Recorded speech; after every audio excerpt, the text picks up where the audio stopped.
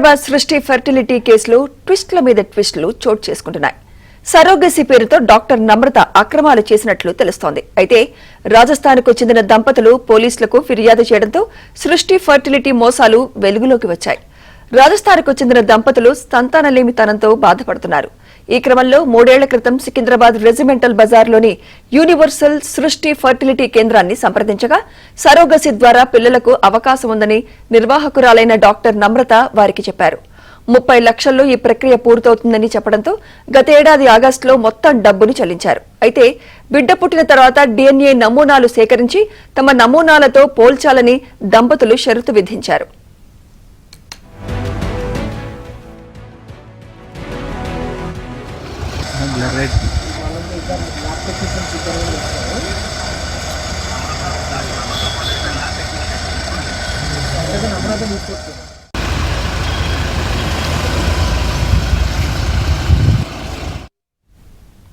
రాజస్థాన్ దంపతులను విశాఖ తీసుకెళ్లిన నమ్రత టీం వారి భార్య నుంచి అండాలను, భర్త నుంచి వీర్యాన్ని సేకరించి సరోగసి ద్వారా వేరే మహిళకు ఇచ్చినట్లు తెలిపారు.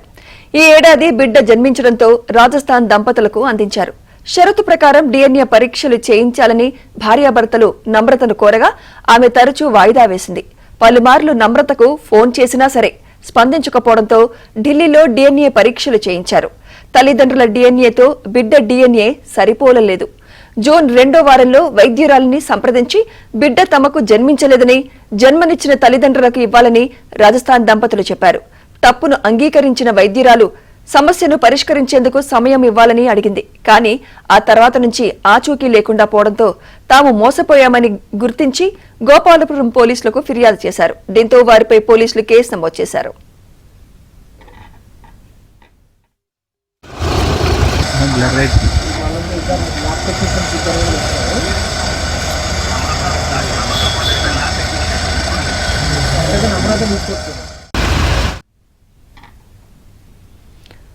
సృష్టి ఫెర్టిలిటీ పేరుతో డాక్టర్ నమ్రత ఆగడాలను విజయవాడ పోలీసులు గుర్తించారు.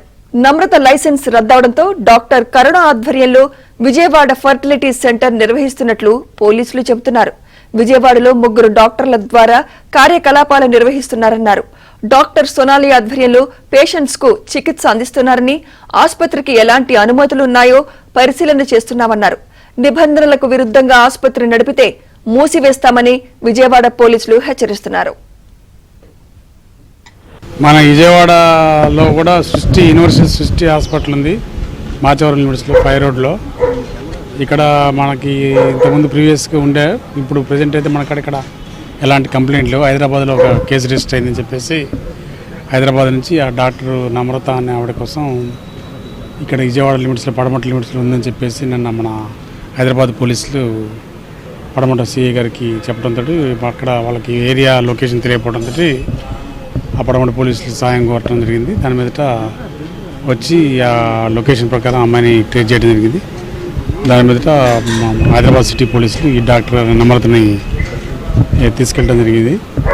అట్లనే వైజాగ్లోనూ తర్వాత ఇక్కడ కూడా ఇది అన్నారు. మన విజయవాడలో మాత్రం మనకి ఎలాంటి కంప్లైంట్ ఏమీ లేదు. మేము కూడా ఇది ఎంత వచ్చింది కాబట్టి దీని మీద కూడా మేము దృష్టి సారించి దీంట్లో ఏమైనా అవకతవకలు ఏమైనా జరుగుతున్నది కూడా చెక్ చేస్తాం. మాకు ఎవరైనా ఫిజికల్గా వచ్చి కంప్లైంట్ ఇస్తే దాని మీద చట్టరీత్యా లీగల్గా ఎలా ఉంటే అలా యాక్షన్ తీసుకుంటాం.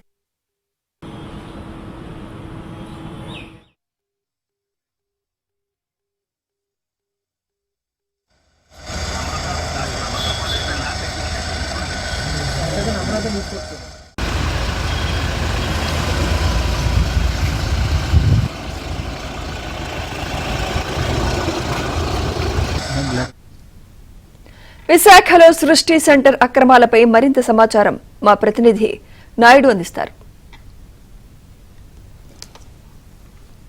ఇప్పుడు 2 తెలుగు రాష్ట్రాల్లో యూనివర్సల్ సృష్టి ఫెర్టిలిటీ సెంటర్ పైన వివాదం రేగుతుంది. ఇప్పటికే ఎవరైతే నిర్వాహకురాలు నమ్రతతో పాటుగా ఒక 6గురిని అదుపులోకి తీసుకున్నటువంటి పరిస్థితి. ఇప్పుడు ప్రస్తుతం విశాఖపట్నంలో ఏదైతే రాజస్థాన్కి చెందినటువంటి దంపతులు సంబంధించినటువంటి వీర్యాన్ని, అండాన్ని సేకరించింది. సో ఇక్కడే అనేది ప్రాథమికంగా తెలుస్తుంది. ఇప్పుడు మనం చూస్తున్నటువంటి భవనం, సో ఇక్కడ ఈ ఫ్లోర్లోనూ, ఇక్కడ కింద 2 ఫ్లోర్లో కూడా పూర్తి స్థాయిలో దీనికి ఏర్పాట్లు చేశారు. సో ఆల్రెడీ నిన్న పోలీసులు ఇక్కడికి వచ్చి ఇక్కడ మేనేజర్ని అదుపులోకి తీసుకోవడం జరిగింది. ఇక్కడ అదుపులో తీసుకున్నటువంటి మేనేజరు గతంలో కూడా ఇలాగే ఒక ఐవీఎఫ్ సంబంధించినటువంటి వివాదంలో కూడా ఆమె అరెస్ట్ అయింది. అప్పుడు నర్స్గా ఉంది, ప్రస్తుతం మేనేజర్గా పనిచేస్తున్నటువంటి పరిస్థితి.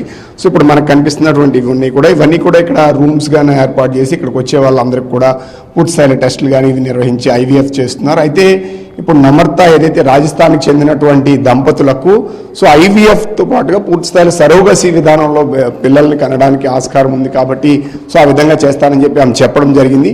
సో ఆమెకు సంబంధించినటువంటి ఇప్పుడు మనం ఈ బిల్డింగ్ ఏదైతే చూస్తున్నామో ఇది ఒక ఫ్లోర్, ఇక్కడ కింద కూడా ఇంకో ఫ్లోర్ ఉంది. సో ఈ 2 ఫ్లోర్లోని వీటిని రన్ చేస్తున్నారు. అయితే ఇక్కడ దీనికి సంబంధించి ఇది కొత్త భవన నిర్మాణం, ఇందులోనే ఆల్రెడీ రన్ చేస్తున్నటువంటి పరిస్థితి. ఎలాంటి బోర్డులు కానీ లేకపోతే ఎలాంటి ఇది కానీ దీనికి సంబంధించిన అనుమతులు కూడా ఉన్నట్టు మనకు తెలుస్తుంది, అనుమతులు లేనట్టు తెలుస్తుంది. సో 2013 వరకు మాత్రమే సో ఇక్కడ సరోగసీకి సంబంధించినటువంటి అనుమతులు కానీ ఇవి కానీ ఉన్నట్టు మనకి ప్రాథమికంగా తెలుస్తుంది. ఇక్కడ ఉన్నటువంటి డిఎంఎన్హెచ్ వీళ్ళు చెప్తున్నారు. విశాఖ నగరంలో సో ఇలాగ ఐవీఎఫ్ సెంటర్లు చాలా వరకు ఉన్నాయి. సో ఇందులో ఎన్ని అనుమతులు ఉన్నాయి, ఎన్ని అనుమతి లేకుండా ఉన్నాయనే విషయాలు తెలియాల్సినటువంటి అవసరం ఉంది. ఇప్పుడు మనం ఆల్రెడీ చూస్తున్నాం, ఇక్కడికి ఆల్రెడీ చాలా మంది వస్తున్నారు అనడానికి ఇప్పుడు ఆల్రెడీ క్లోజ్ చేసిన తర్వాత ఇప్పుడు మనకు కొన్ని స్లిప్పర్స్ ఇవి కూడా చూస్తున్నాము.